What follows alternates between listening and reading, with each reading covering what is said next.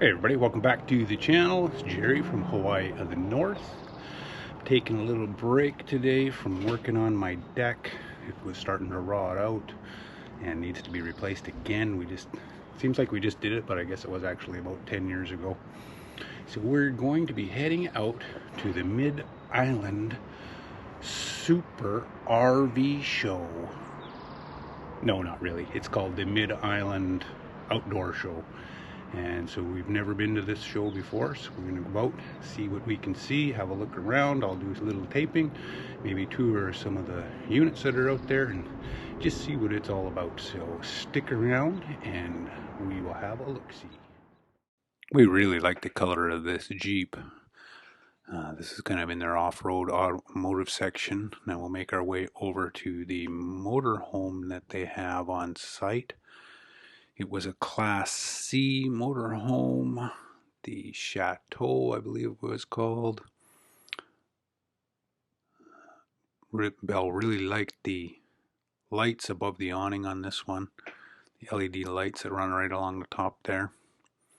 And inside, looked like the bed was a little bit small.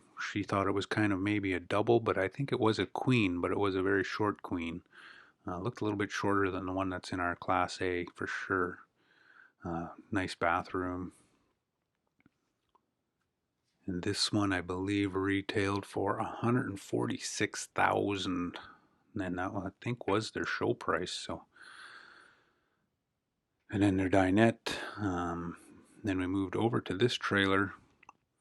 This trailer was not too bad for being a trailer. I'm not a big trailer fan. I do like the Class A's, but this one would do for extended stays as well, I guess. Has a nice little dinette here.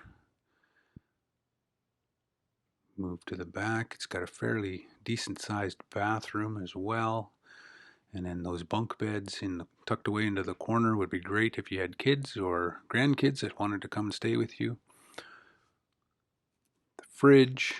I couldn't seem to figure out how to get the bottom of the fridge open, but the freezer came right open for me, no problem. It's a fair sized freezer, not too bad for an RV freezer and fridge. And then, like I said, the dinette, U-shaped dinette, which Bellarama really liked the U-shaped dinette. We have a table and chairs in ours, and she liked the storage underneath of it too. She said looked like there would be lots of storage there. Bill's showing us the outdoor kitchen here. It's got a nice little two-burner stove there, and then an outdoor fridge as well. Would be nice to be cooking outside a little more. And then again, I believe this one has the LED lights along the awning as well, which we really do like. I guess I'm going to have to figure out how to do that on ours. The price on this one, I believe, was $38,000. But then again, you'd have to have a pickup truck. This one is the one we called a tent, a hard covered tent. Pretty small inside. It would do for one person, or I certainly wouldn't want to live in it, even if I was a single person, but it would do for a weekend, even if you were a couple. Wet bath. Not a big fan of the wet baths, but and it was pretty small.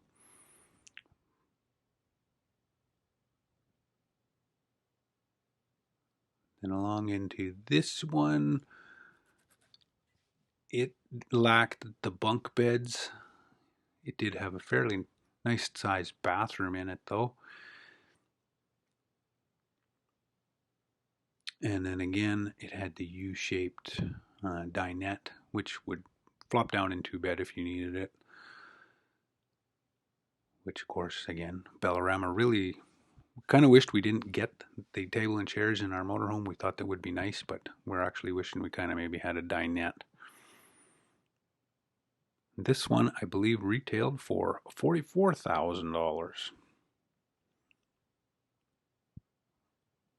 And then this one was a toy hauler, but it was more like a bush style toy hauler. The beds, yeah, you'd put your right there. You'd put your toys underneath the bed. The bed would lift up.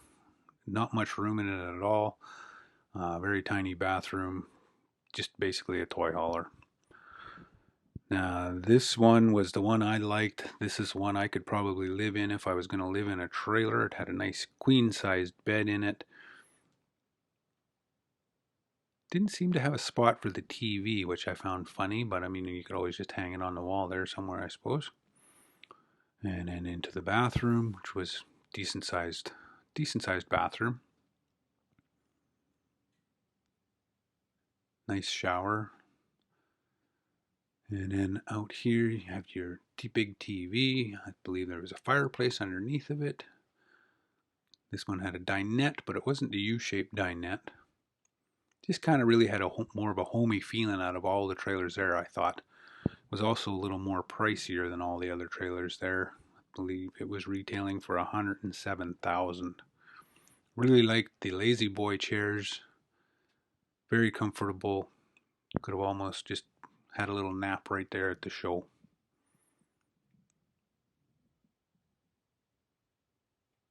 And yeah, we were thinking we might replace our sofa in the Alice with a couple of these chairs as well.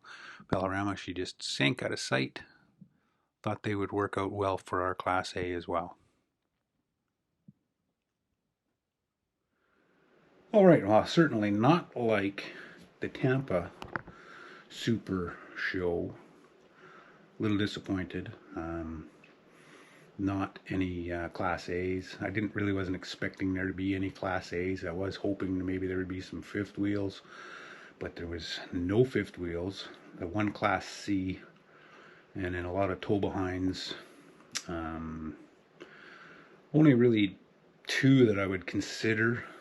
Just the one that I would really liked, but we're not in the market anyways. I was just going out to have a look-see and see what they had. A lot of small stuff, a lot of campers, a lot of our weekend people, weekend warriors, which is fine. But there wasn't a lot there.